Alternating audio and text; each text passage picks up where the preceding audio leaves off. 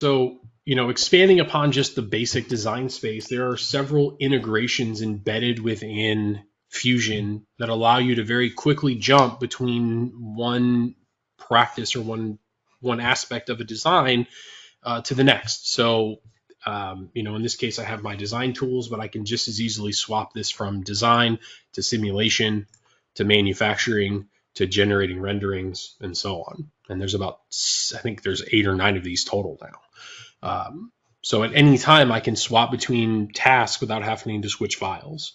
Um, and all of that knowledge and definition that I've created in those is stored within that singular file, which really generates a lot of very powerful data within that one document. Meaning that if I jump, if I run a simulation and I realize, oh, okay, well, I can, optimize this component, maybe remove geometry from it, add new holes, things like that.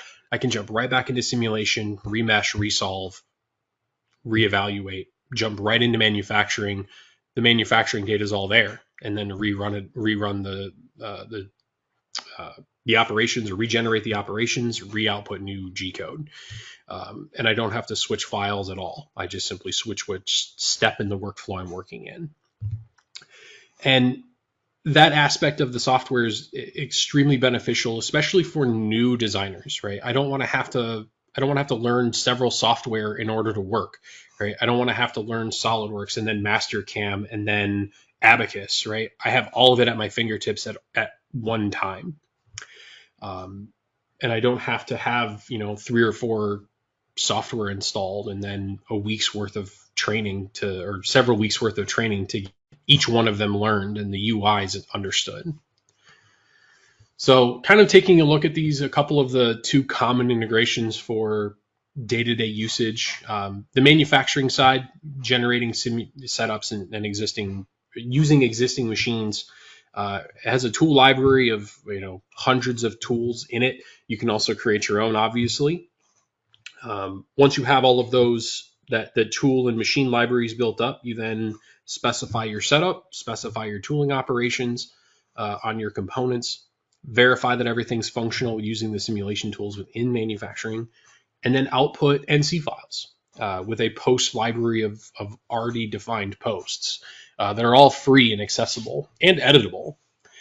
On the simulation environment, we can very quickly generate static stress and modal frequency analysis, but we also have the ability to run thermal analysis, complex dynamic analysis using,